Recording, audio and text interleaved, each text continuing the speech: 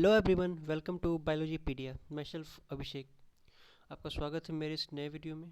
तो जैसे कि आप लोगों ने मेरा लास्ट वीडियो देखा होगा, तो उसमें मैंने अभी अब तक आपको जो 5 किंगडम क्लासिफिकेशन है उसके बारे में आपको सिंगल सिंगल बता रहा हूँ। तो मैंने आपको उस वीडियो में आपको किंगडम मुंडला के बारे में बताया, और किंगडम प्रोटिस्टा के बारे में मैंने आपको बताया था, और उसके टाइप्स भी होते हैं। जैसे मुंडला के टाइप्स थे, वैसे ही किंगडम किंगडम प्रोटिस्टा के भी टाइप थे, मैंने आपको ये बताया था। इसका मैंने फर्स्ट टाइप, जिसे हम लोग बोलते हैं क्रेसोफाइट्स, वो मैंने आपको लास्ट वीडियो में बता चुका हूँ, जो कि जिसे हम डिस्मिट्स, गोल्डन अलगा अलगा या डायटम्स के नाम से भी जानते हैं क्रेसोफाइट्स को। तो आगे हम आपके जो इसके सेकेंड टाइप है, जो कि आप यहाँ पे देख पा रहे हो, टू फर्स्ट टाइप हो गया क्रेसोफाइट्स के बारे में। अब सेकेंड टाइप हम लोग पढ़ेंगे आज डिनोफ्लैजिलेट्स के बारे में।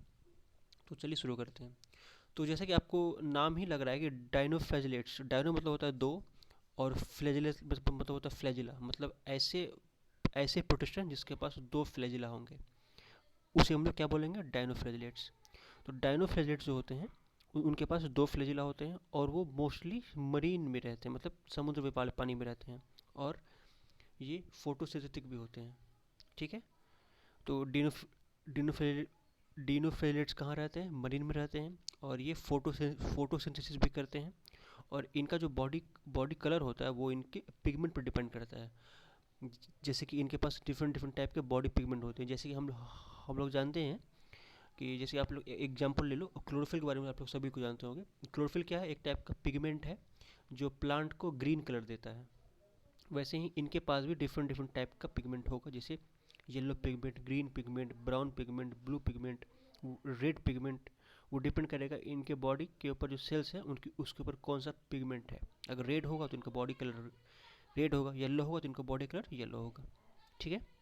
और जो इनका सेल वॉल होता है वो सेलुलोज का बना होता है, और वो स्टिप सेलुलोज मतलब हार्ड सेलुलोज का बना होता है सेल वॉल, किनका, डिनोफ्लैजिलेट्स का। तो डिनोफ्लैजिलेट्स का सेल वॉल स्टिप सेलुलोज प्लेट का बना होता है, और जो उनके आउटर सरफेस पे होता है। ठीक है।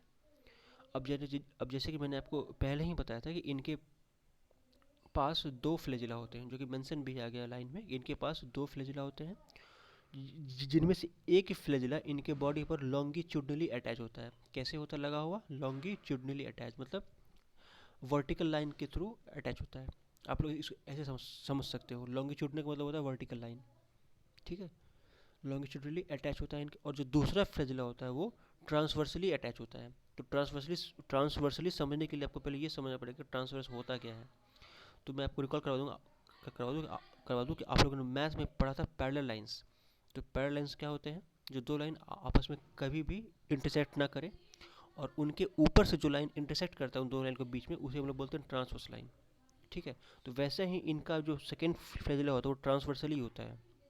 कैसे, तो जो इनका सेल वॉल प्लेट होता है वो दो प्लेट एक दूसरे को पैरेलली, दो सेल वॉल प्लेट एक दूसरे से पैरेलली जुड़े होते हैं, और जो फ्लैजिला होता है वो ट्रांसवर्सली उस प्लेट को काटता हुआ निकलता है। ठीक है। तो तो फ्लैजिला कैसा हो गया, ट्रांसवर्स फ्लैजिला हो गया। ठीक है। अगर आप नहीं समझे तो मैं फिर से बता दूँ। एक फ्लैजिला होता है लॉन्गिट्यूडनली अटैच, आप लोग यहाँ पे देख भी पा रहे हो। एक आपको डार्क ब्लैक कलर का दिखेगा नंबर ए डायग्राम में, आपको डार्क ब्लैक कलर का दिखेगा, वो कैसे हो गया फ्लैजिला, आपको वो हो गया लॉन्गिट्यूडनल फ्लैजिला। और सेकेंड फ्लैजिला जो आपको हल्का सा मुड़ा हुआ दिख रहा है ऊपर, और वो थोड़ा सा लाइट कलर का है, वो हुआ ट्रांसवर्सली फ्लैजिला। और ऊपर में आपको एक दो कर्व डायग्राम दिखेगा। वो कर्व डायग्राम क्या है, इसका वॉल प्लेट है। तो सेल वॉल प्लेट आप अगर गौर से देखोगे तो एक प्लेट दूसरी प्लेट के बीच में पैरेलल लाइन टाइप से बना रहा है, और जो ये फ्लैजिला है उस लाइन को काटता हुआ आ रहा है। तो ये कैसा लाइन हो गया, ये हो गया ट्रांसवर्स लाइन। ठीक है। तो आप लोग से मेनली इसमें क्वेश्चन ये पूछेगा कि इसके पास कितने फ्लैजिला होते हैं। तो दो फ्लैजिला होते हैं, उसका लोकेशन पूछ सकता है। तो एक फ्लैजिला कैसा होता है, लॉन्गिट्यूडनल होता है, और दूसरा कैसा होता है, ट्रांसवर्स होता है। ठीक है। अब क्योंकि मैंने आपको पहले ही बता दिया कि इनका बॉडी का जो पिगमेंट होता है वो डिपेंड करता है कि इनके ऊपर कौन सा कलर है। तो ये मैक्सिमम जो हम लोग इसमें पढ़ेंगे वो पढ़ेंगे रेड डायनोफ्लैजिलेट्स के बारे में। कौन सा, रेड, मतलब इनका बॉडी पिगमेंट रेड होगा तो ये सारे रेड ही दिखेंगे, सारे डेनो फ्लैजेलेट रेड ही दिखेंगे। उनका नाम क्या हो जाएगा? रेड डेनो फ्लैजेलेट्स। उसका एक एग्जाम्पल है गुनायोलेक्स। गुनायोलेक्स नाम के एक प्रोटिस्टस होते हैं जो कि रेड डीनो फ्लैजेलेट्स के कैटेगरी में आते हैं, क्योंकि इनका बॉडी कलर रेड होता है। और क्योंकि इनका बॉडी कलर रेड है, तो ये आसपास जिस जगह पे रहेंगे, समुद्र में रहेंगे, तो आसपास के पानी को ये रेड बना देंगे अपने बॉडी कलर के कारण। ठीक है। और जो अगर आसपास का पानी रेड हो गया, पहले वो पानी रेड नहीं था, अब इनका बॉडी कलर रेड होने के कारण वो पानी भी रेड हो गया, तो जो उस पानी में जो भी मरीन जीव जंतु रहेंगे, वो उस रेड कलर के होने के कारण उनको सफिशिएंट ऑक्सीजन नहीं मिल पाएगा, जिससे उनका डेथ हो जाएगा। तो क्या हुआ? गुनालेक्स क्या है? एक रेड डेनोफ्लैजिलेट्स है। और क्योंकि इनका बॉडी कलर रेड है, तो ये जिस समुद्र में रहेंगे, तो आसपास के समुद्र के पानी को वो रेड बना देंगे। और अगर समुद्र का पानी रेड बन गया, तो उसके बाद उससे क्या होगा? समुद्र पे इफेक्ट, तो उस समुद्र में जो भी जीव जंतु रहेंगे, उस रेड कलर के कारण उनके पास सफिशिएंट ऑक्सीजन नहीं पहुंच पाएगा, जिसके कारण उनका डेथ हो जाएगा। तो ये क्या करते हैं? टॉक्सिन्स भी रिलीज करते हैं। टॉक्सिन्स रिलीज करेंगे, जिससे समुद्र का पानी पूरा रेड हो जाएगा। और उस टॉक्सिन्स के कारण क्या होगा कि समुद्र के जीव जंतु को ऑक्सीजन नहीं मिल पाएगा, इस कारण उनका डेथ हो जाएगा।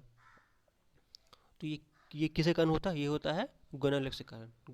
गोनालेक्स किसके पार्ट है? रेड डायनोफ्लैजेलेट्स के पास है, पार्ट से। ठीक है। चलिए, तो अब इसका थर्ड टाइप है, उसे हम लोग बोलेंगे यूग्लेनोइड्स। आप लोगों को डायग्राम में देखा होगा, जो डायग्राम ए है वो किसका है? वो आपका है डेनोफ्लैजेलेट्स का डायग्राम है। और जो बी वाला है वो किसका है? वो आपका है यूग्लेनोइड्स का। तो यूग्लेनोइड्स क्या होते हैं?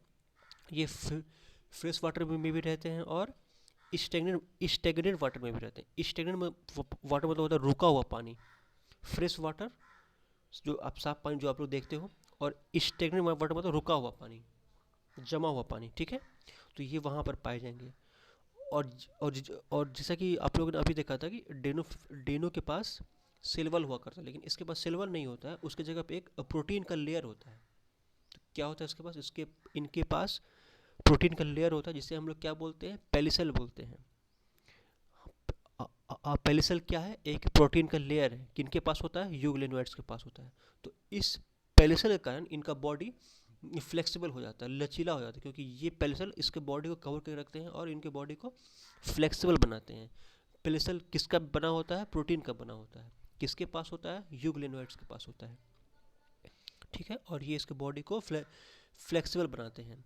अब इनके पास भी दो फ्लैजिला होता है, जैसे मैंने आपको पहले बताया था, डीनो के पास भी दो होता है और इनके पास भी दो होता है। यूग्लेनोइड्स का के पास भी दो फ्लैजिला होते हैं, जिसमें से एक फ्लैजिला छोटे छोटे होते हैं और एक लंबे होते हैं। ठीक है। अब देखिए, अब जैसे आप लोगों ने देखा कि डेनो फ्लैजिलेट्स सिर्फ फोटोसिंथेसिस ही करते थे, लेकिन यूग्लेनोइड्स क्या करेंगे? ये फोटोसिंथेसिस भी करेंगे और हेटरोट्रॉपिक नेचर भी करेंगे। तो जो फोटोसिंथेसिस करते हैं उसे हम लोग बोलते हैं ऑटोट्रॉप्स, और जो फोटोसिंथेसिस नहीं करते हैं उसे हम लोग बोलते हैं हेटरोट्रॉप्स। ठीक है। अब अगर सनलाइट रहेगा, तो यूग्लेनोइड्स फोटोसिंथेसिस का काम करेंगे, और अगर सनलाइट नहीं रहेगा, तो ये फोटोसिंथेसिस की जगह पे हेटरोट्रॉपिक न्यूट्रिशन करेंगे। क्या करेंगे? तो आसपास के जो भी छोटे जीव जंतु पाए जाएंगे फ्रेश वाटर में, उसको ये सनलाइट के एब्सेंस में उनको ये फूड के तौर पे यूज करेंगे। ठीक है। तो अगर सनलाइट रहेगा, तो आसपास जीव जंतु रहे उससे फ़र्क नहीं पड़ेगा, ये फोटोसिंथेसिस का ही काम करेंगे और उसके थ्रू अपना खाना बनाएंगे। लेकिन अगर सनलाइट नहीं रहेगा, तो ये फोटोसिंथेसिस नहीं करेंगे, और जो आसपास के जीव जंतु रहेंगे पानी में उसका ये फूड के रूप में उसको लेंगे। ठीक है। और इसका एग्जाम्पल क्या है? यूग्लिना। आप लोग यहाँ पे देख भी रहे हो, बी वाले में आपको यूग्लिना दिख रहा होगा, और उसके पास आपको दिख रहा होगा, दो फ्लैजिला। एक बहुत लंबा फ्लैजिला दिख रहा होगा आपको, और एक छोटा सा दिख रहा होगा फ्लैजिला। ठीक है। तो इसमें क्वेश्चन आता है कि यूग्लिना के पास कितने फ्लैजिला होते हैं? दो होते हैं, एक शॉर्ट एक लॉन्ग। ये कहाँ पाए जाते हैं? तो फ्रेश वाटर में पाए जाते हैं और स्टेगनेंट वाटर में पाए जाते हैं। इनके बॉडी के ऊपर किसका लेयर होता है? तो प्रोटीन का लेयर होता है, उसका नाम क्या होता है? पेलिसल। इससे यही क्वेश्चन आता है आपका। और भी पूछेगा तो आपको ये पूछेगा कि इनके पास ये किस किस टाइप का न्यूट्रिशन शो करते हैं। तो ये ऑटोट्रॉपिक भी शो करते हैं और हेटरोट्रॉपिक भी शो करते हैं। ठीक है। अब फोर्थ टाइप आता है स्लाइम मोल्ड। स्लाइम मोल्ड क्या होता है? ये एक सेप्रोफाइटिक प्रोटिस्टस होते हैं, मतलब ऐसे प्रोटिस्टस जो दूसरे ऑर्गेनिज्म के बॉडी पर ग्रो करेंगे और वहाँ से फूड लेंगे। सेप्रोफाइटिक क्या होता है? ऐसे ऑर्गेनिज्म जो दूसरे के बॉडी पर ग्रो करते हैं और वहाँ से फूड लेते हैं, उसे हम लोग बोलते हैं सेप्रोफाइट्स, बिना उसको। ठीक है। उसे हम लोग क्या बोलेंगे? सेप्रोफाइट्स। तो स्लाइम मोल्ड कैसे होते हैं? सेप्रोफाइट्स होते हैं। और इनके पास, क्योंकि ये दूसरे के बॉडी पर ग्रो करते तो उनके पास ग्रो करने के लिए कुछ शरीर में डेवलपमेंट भी होता है, जिसे हम लोग बोलते हैं टूइंग। तो इनके पास टूइंग होता है जिसके थ्रू वो डिके करते हैं। डिके डिके करते हैं मतलब जो दूसरे की बॉडी पर ग्रो करेंगे उनके बॉडी से कुछ पार्ट्स को लेंगे और उस पार्ट को डिके करेंगे, मतलब उस पार्ट को सड़ाएंगे और फिर उसे अपने बॉडी के थ्रू वो खा लेंगे। ठीक है, दूसरे की बॉडी पर ग्रो करेंगे, अगर कोई फिर टूइंग जिनके पास होता है वो टूइंग के थ्रू उस बॉडी के पार्ट्स को लेंगे उसे सड़ाएंगे और फिर इसे क्या करेंगे, खा लेंगे, इनगल्फ कर लेंगे। ठीक है, और अगर आसपास का आसपास का जो भी वातावरण है, जो भी इन्वायरमेंट वो इनके कंडीशन के मुताबिक हुआ, तो ये बहुत सारे स्लाइम मॉल्ड मिल के एक ग्रुप बना लेंगे। तो क्या हुआ कि अगर कंडीशन सुटेबल हुआ इनके बॉडी के अकॉर्डिंग, तो आसपास बहुत सारे छोटे छोटे स्लाइम मॉल्ड मिल के एक ग्रुप बना लेंगे, जिसे हम लोग क्या बोलेंगे, प्लाज्मोडियम बोलेंगे। और ये बहुत दूर तक फैल जाएंगे। तो ये क्या करेंगे, अगर इनके बॉडी के कंडीशन के मुताबिक मिल गया इनको इन्वायरमेंट, तो ये बहुत सारे स्लाइम मॉल्ड मिल के एक ग्रुप बना लेंगे जिसका नाम है प्लाज्मोडियम। प्लाज्मोडियम क्या करेंगे, ये बहुत दूर तक उस ग्रुप को फैला देंगे। लेकिन अगर कंडीशन अनफेवरेबल हुआ, मतलब इनके बॉडी के अकॉर्डिंग कंडीशन नहीं हुआ, तो ये फिर प्लाज्मोडियम जो ग्रुप बने वो ग्रुप टूट जाएंगे और एक बॉडी में कन्वर्ट हो जाएंगे, जिसे हम लोग बोलेंगे फ्रूटिंग बॉडी। फ्रूटिंग बॉडी क्या है, फ्रूटिंग बॉडी प्लाज्मोडियम का ही कन्वर्जन है। क्या कन्वर्जन है कि प्लाज्मोडियम डिफ्रेंशिएट हो जाएंगे, टूट जाएंगे। ठीक है, और ये सभी मिल के एक बॉडी बनेंगे, फ्रूटिंग बॉडी। कब, जब कंडीशन अनफेवरेबल है। और अगर कंडीशन फेवरेबल रहे तो ये सभी छोटे छोटे प्लाज्मोडियम मिल के ग्रुप बना लेंगे, स्लाइम मॉल्ड मिल के ग्रुप बना लेंगे प्लाज्मोडियम का, और ये बहुत दूर तक फैल जाएंगे। ठीक है, ये हो गया आपको अनफेवरेबल और फेवरेबल केस में। क्वेश्चन यहीं से पूछता है कि फेवरेबल केस में ये क्या बनाते हैं, तो बनाते हैं प्लाज्मोडियम, और अनफेवरेबल में क्या बनाते हैं, तो बनाते हैं फ्रूटिंग बॉडीज। और जब इनका अनफेवरेबल कंडीशन में फ्रूटिंग बॉडी ये बना देंगे, तो हर एक फ्रूटिंग बॉडी के ऊपर एक स्पोर्स पाया जाएगा। ठीक है, और वो स्पोर्स क्या, और उस स्पोर्स के पास वॉल होंगे, जिस वॉल के थ्रू इस फ्रूटिंग, क्योंकि देखिए पहले वो ग्रुप में थे तो ग्रुप में इनमें हार्म, देखिए आप लोग जानते भी होंगे ग्रुप में किसी को मारना थोड़ा मुश्किल होता है। अब क्या हुआ है कि अब ये टूट कर बिखर गए और अलग अलग फ्रूटिंग बॉडी बना लिए हैं। अब इनको मारना या फिर इनको हार्म करना थोड़ा आसान हो गया। तो अब ये हार्म से बचने के लिए अपने फ्रूटिंग बॉडी पे ऊपर एक वॉल बनाते हैं। वो वॉल क्या करता है कि इनके बॉडी को डिस्ट्रॉय होने से रेसिस्टेंट करता है, रेसिस्टेंस प्रोवाइड करता है, मतलब बचाता है इनके बॉडी को। कौन, वो वॉल। तो वॉल कब बनता है, तो फ्रूटिंग बॉडी बनने के बाद बनता है। वॉल किसके ऊपर बनता है, तो इनके बॉडी के ऊपर एक स्पोर्स बनता है, उस स्पोर्स को चारों तरफ से वॉल कवर करके रखता है ताकि इनका स्पोर्स और बॉडी पे कोई हार्म ना आ जाए। ठीक है, और ये कब होगा, जब कंडीशन हो जाता है एडवर्स कंडीशन हो जाएगा। मैंने आपको बताया ना, जब कंडीशन अनफेवरेबल होगा तभी ही ना बनाएंगे ये लोग फ्रूटिंग बॉडीज। ठीक है, और फिर अगर हवा तेज आ गया तो इनका स्पोर्स दूसरे स्पोर्स के थ्रू कंबाइन हो जाता है। ठीक है, ये क्या है, स्लाइम मोल्ड। फिर फिफ्थ टाइप के क्या है, प्रोटोजोन्स। तो प्रोटोजोन्स क्या होते हैं, ये सभी हेटरोट्रॉप्स होते हैं और कैसे रहते हैं, प्रीडेटर्स की तरह रहते हैं और पैरासाइट की तरह। आप लोगों ने अपने आसपास देखा होगा मच्छर, मॉस्किटोज आप लोगों ने नाम सुना होगा, पैरामीशियम के बारे में आप लोगों ने नाम सुना होगा, सीसी फ्लाई के बारे में। ये सभी क्या, ये सभी प्रोटोजोन्स हैं। ये क्या है, प्रीडेटर्स हैं और पैरासाइट्स हैं।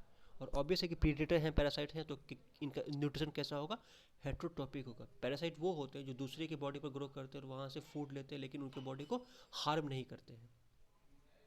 ठीक है, और प्रीडेटर्स क्या होते हैं, वो दूसरे को हार्म करके फूड लेते हैं। ये दोनों में एक मेजर डिफरेंस है पैरासाइट और प्रीडेटर में। प्रीडेटर आप लोग फिर से सुन लो, प्रीडेटर भी हेटरोट्रॉप्स होते हैं, पैरासाइट भी हेटरोट्रॉप्स होते हैं। प्रीडेटर भी एक तरह से बोलो तो आप लोग मीट का यूज करते हैं, और पैरासाइट भी आप लोग बोलो तो किसी के बॉडी पर ग्रो करके उसके बॉडी का फूड लेते हैं, चाहे वो ब्लड हो। जैसे कि मॉस्किटो ब्लड सक करते हैं। और आपको ये पता है कि मॉस्किटो को हम लोग ट्रू पैरासाइट नहीं बोलते हैं, क्योंकि पैरासाइट वही होते हैं जो अपना फूड के लिए किसी का ब्लड सक कर। लेकिन मॉस्किटो जो होते हैं, जो मच्छर हम लोग काटते हैं, वो फूड के लिए नहीं काटते हैं, वो सिर्फ इसलिए काटते हैं ताकि फीमेल मच्छर के अंदर एग होता है और उस एग को चाहिए ह्यूमन ब्लड। इसलिए वो ह्यूमन ब्लड को काटते हैं एग को जिंदा रखने के लिए। वो उस ब्लड से वो अपना फूड नहीं लेते हैं, वो मॉस्किटो फूड लेते हैं फ्लावर से। मॉस्किटो नॉन वेज नहीं लेते हैं, पता है आप लोग को, मॉस्किटो वेजिटेरियन होते हैं, ठीक है।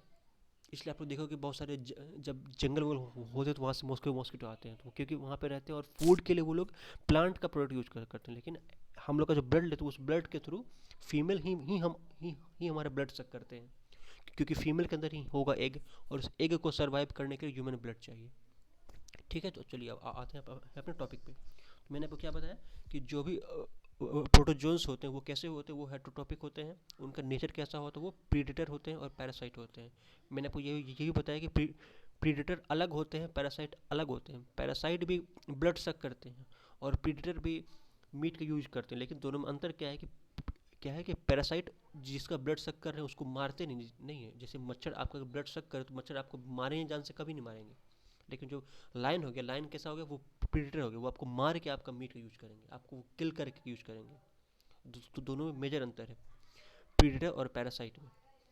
प्रीडेटर क्या करते हैं, आपके बॉडी को किल करते हैं, पैरासाइट आपकी बॉडी को किल नहीं करते हैं, ठीक है। अब आगे आते हैं। तो प्रोटोजोन्स को मिले 4 ग्रुप में बांटा गया है। फर्स्ट ग्रुप को कहा गया है अमीबिएट प्रोटोजोन्स, ठीक है। इसमें क्या आएंगे, इसमें आएंगे आपके अमीबा, आपको नाम सुना होगा। तो ये कैसे होते हैं, तो ये फ्रेश वाटर में भी रहते हैं, सी वाटर में भी रहते हैं और सभी जगह। मतलब आप लोगों ने सभी जानते हैं कि अमीबा एक सेलुलर प्रोटिस्टा है, और वो फ्रेश वाटर में भी रहते हैं, सी वाटर में भी रहते हैं, ये सभी जगह रहते हैं। और इनके बॉडी के ऊपर एक सीडोपोडिया टाइप का एक ग्रोथ होता है, जो क्या करता है, इनके बॉडी को मूवमेंट करने में, फूड कैप्चर करने में हेल्प करता है। सीडोपोडिया क्या है, अमीबा के ऊपर एक ग्रोथ है जो इनको मूवमेंट करने, कैप्चर करने में हेल्प करता है, ठीक है, जिसे हम लोग फॉल्स फीट भी बोलते हैं। अब जो मरीन रहते हैं अमीबा, वो अपने ऊपर सिलिका सेल लगाते हैं, इसके थ्रू इनको आसपास का वाटर से हम हार्म ना हो, क्योंकि इनका बॉडी बहुत सिंपल होता है और वाटर अगर तेज टाइड आएगा तो इनके बॉडी को डैमेज करके जाएगा। इसलिए अपने ऊपर सिलिका का लेयर लगा लेते हैं। कैसे कैसे कैसे अमीबा जो पानी में रहते हैं। और इनका और कुछ पैरासाइट्स भी होते हैं, जैसे इंटा अमीबा क्या है, वो पैरासाइट्स होते हैं, वो हमारे स्मॉल इंटेस्टाइन में रहते हैं और हमें एमियोबिक डिसेंट्री काउज करते हैं। अब फर्स्ट ग्रुप क्या हो गया, अमीबिएट प्रोटोजोएंस। सेकंड आएंगे फ्लैजिलेटेड प्रोटोजोएंस। अब नाम से वाकिफ हो रहा है कि इनके पास क्या होगा, फ्लैजिला होगा। तो ऐसे मेंबर या तो फ्री लिविंग होते हैं या पैरासाइट होते हैं, और इनके पास फ्लैजिला होता है और ये डिजीज काउज करते हैं, जैसे स्लीपिंग सिकनेस कैसा डिजीज है, प्रोटोजोन्स डिजीज। कौन काउज करते हैं, फ्लैजिलेटेड प्रोटोजोन्स काउज करते हैं, ठीक है। अब थर्ड आता है सीलिएटेड प्रोटोजोन्स। ऐसे प्रोटोजोन जिसके बॉडी के ऊपर सीलिया होता है, ठीक है, और इस सीलिया के थ्रू वो मूवमेंट करते हैं, और इस सीलिया के थ्रू वो फूड भी कैप्चर करते हैं, मूवमेंट भी करते हैं, और आसपास के इन्वायरमेंट में कोऑर्डिनेशन भी बनाते हैं। तो सीलिएटेड क्या होता है, सीलिया इनके बॉडी के को मूवमेंट करने में हेल्प करता है, फूड कैप्चर करने में हेल्प करता है, कोऑर्डिनेशन में हेल्प करता है, ठीक है। और इनको जो फूड कहीं से लेना हो, इसीलिए उस फूड को पहले वो सीधा इनगल्फ कर लेते हैं। तो इसका एग्जांपल कौन है, एग्जांपल है पैरामीशियम। आप लोग देखो ऑप्शन आपको डी में दिखेगा पैरामीशियम, और इसके देखो आप गौर से अगर देखोगे फिगर में तो आपको एक हेयर लाइक ग्रोथ दिखेगा चारों तरफ, बॉडी के चारों तरफ, वही सीलिया होता है, ठीक है, जो इसको मूवमेंट भी करवाता है, फूड कैप्चर भी करवाता है, सब कुछ करवाता है सीलिया। अब जो लास्ट ग्रुप है वो उसमें आएंगे स्पोरोजोन्स। स्पोरोजोन्स कैसे होते हैं, तो ये एक ऐसे टाइप के पैरासाइट हैं जो स्पोर्स के थ्रू फूड लेते हैं और अपने